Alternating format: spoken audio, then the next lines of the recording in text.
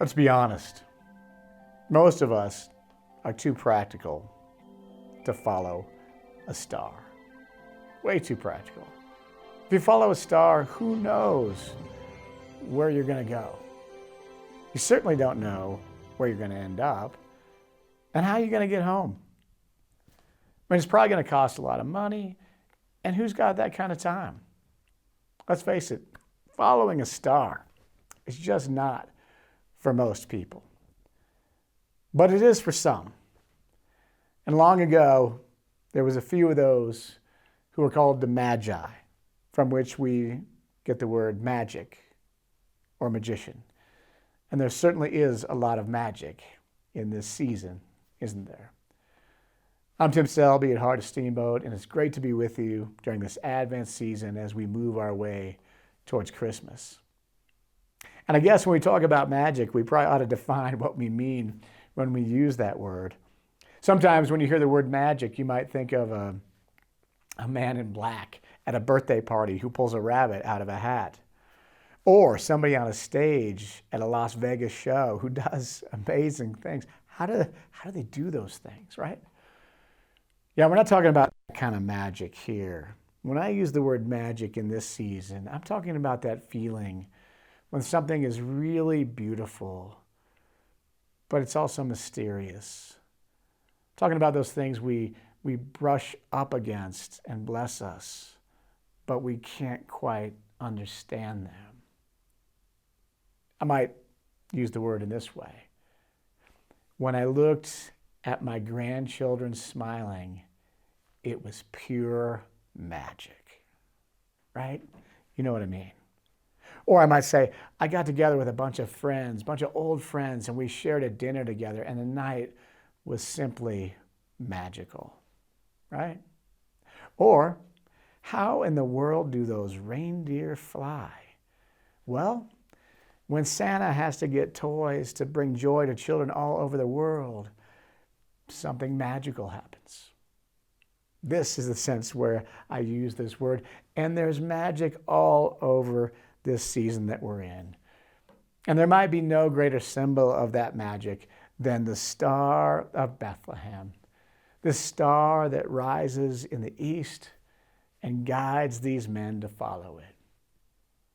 So often through the ages, people have wondered, what might this star have been? Well, what could it be? Maybe a meteor. Well, no, meteors are too quick. They're here and they're gone. They're certainly not something that somebody could follow. Perhaps a supernova explosion. A supernova explosion is when a dying star kind of implodes on itself and blows up in a brilliant display of light and bursts out the elements that become the substance of new creation and new planets. Maybe there was a supernova. What about a comet? I'm going to show you here a painting. This is by Giotto de Bondone. Now, Giotto de Bondone in 1301 saw Halley's Comet as it appeared in the night sky. And then he painted this picture and put the Star of Bethlehem looking much like a comet that he saw in the sky. Well, sure enough, in 5 BC, Chinese astronomers saw what they described as a broom star, which has been interpreted to be a comet in 5 BC. Now, these dates, 2,000 years ago, we're not quite certain on any of this, right? 5 BC. This broom comet. Maybe something like that. Could have been maybe a planetary alignment. In the year 2 BC, Venus and Saturn came into close alignment together. Something that happened also just recently in 2020. It looked like the picture on your screen now. Not one bright star, but two. Certainly something striking, a striking light in the night sky that maybe people would follow. I love talking about the stars. Anybody knows me knows I love the stars. I love to read pop cosmology. It's got to be pop cosmology for me to understand it. But I love the stars and the stories and all that we learn there. I love to talk about it, think about it. I was looking at the stars last night. sort of pondering this Christmas story and the beauty and the mystery of it all. Love that so much. But I think if we go too far down that road, we miss the point of the story. Because the gospel is not a story about astronomy. The gospel is a story about heart and soul. It's a spiritual story. And at its deepest point, it's metaphorical. I think we're tipped off to this in the gospel story when the star stops over the house where Jesus and his parents are. Because stars don't stop over houses, do they? I invite you to go outside tonight, pick any star in the sky, and try and follow it, and let me know whose house you might end up at. But see, at this point in the story, we're not really talking about a star, a gaseous burning ball in the heavens. No, at this point, we're talking about the divine light of God that leads wise men and women, that leads wise people forward, that beckons them to follow. And these wise men in the story, they're able to follow that because they are open to the magic of Christmas, to the awe, to the wonder, to the mystery, to the possibilities of what might be out in front of them. And I'm sure all their sensible friends back home think that they've lost their minds. And maybe their friends are right. Who in their right mind would really want to follow Jesus? I mean, Jesus will woo us and compel us like the star did to the wise men, but Jesus will also threaten us like he threatened Herod, who was fearful at the time of his birth. Now, we don't often talk about Jesus threatening us. We think of Jesus loving us and supporting us.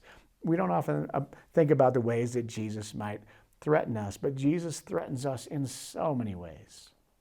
Jesus is a threat to conventional wisdom, to the ways that we typically think about life and how we should live it. Have you read the Gospels, right? I mean, Jesus is threatening conventional wisdom over and over again. Jesus is a threat to our wanting to live in security, secure and safe lives. Jesus is a threat to our prejudices and our stereotypes, always blowing open our notion of who's in and who's out. Jesus threatens our apathy in the face of injustice, always compelling us to act, to interfere with darkness and injustice around us. Jesus is a threat to our greed and to our selfishness, inviting us to live in service and sacrificial ways. Jesus is a threat to our comfort with the status quo when it serves our needs and our desires. Jesus is a threat to our wanting to give only out of our excess and not offering all of what we have and all of who we are. Jesus is a threat to our desire to hold grudges or to withhold forgiveness. He's a threat to our ability to be comfortable when people all around us go without basic needs. And Jesus is a threat to our desire for a Messiah who will serve our needs instead of the other way around. Jesus threatens all of us. It's a little crazy to want to follow Jesus. It's also scary. There's a lot of fear in this Christmas story. So much so that the angels are flying around always telling people, don't be afraid. Don't be afraid, because there's fear. It says that Herod was scared when he heard about this birth of Jesus. Herod? This great one? Was scared? Herod, the powerful one, was scared of the birth of a baby? Herod, who killed 2 of his own sons because he knew one day they would be a threat to his power, was scared. Was scared of this baby born nowhere, born to nobody's. Herod was fearful. You know who else was fearful? The wise men. Now, it doesn't say this in the story, but you know they were. They were setting out on a long, uncertain journey. not knowing where they were going to go, where they were going to end up, where it might lead them. Of course they were scared. Anybody would be scared setting out on such a journey. But their desire to follow that star, their desire to follow their dreams and their hopes and all that might be possible, that was stronger in them than the fears that might hold them back. And all of us, as we journey through life, we carry fears with us. We all have fears. And we carry them along the way. They might be right in our back pocket, or they might walk along behind us at a distance, but they come with us. And that's okay. We know them well. They're stubborn. We try to lose them, but they seem to have a way of sticking around. And that's okay, as long as we can keep those fears in their place. And the place for our fears should never be out in front of us. Never should be guiding and shaping our journey, because that place, that role, belongs to the star, this divine light, what we might think of as the divine light of God that shapes and molds our lives and compels us to follow. Long ago, St. Francis of Assisi saw a star, talking in a metaphor here.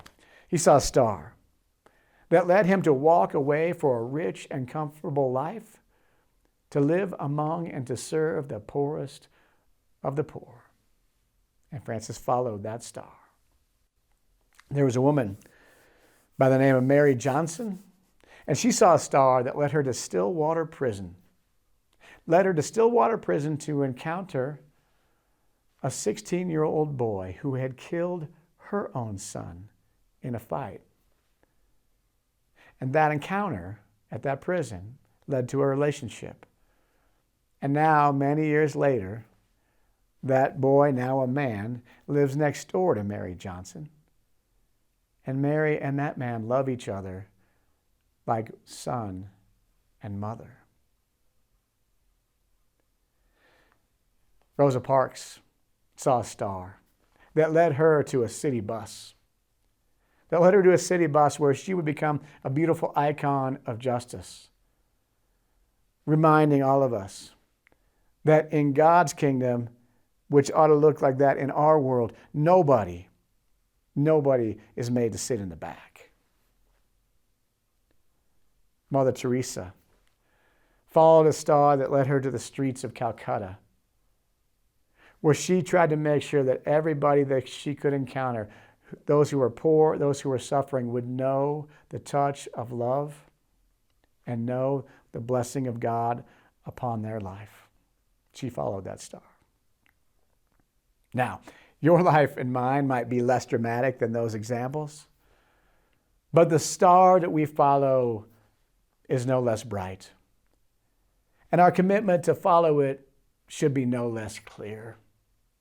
I don't know what following the star, following the divine light of God might look like in your life, or where that will lead you, or where that will take you, or how you'll find your way. But I think I do know this, that if you and me, if we, like the Magi long ago, if we pay attention, it will appear. It will show itself to us and call us forward. And this season, I say, let's be like those magic men long ago. Let us believe in the magic of Christmas. And may we just be crazy enough to follow a star.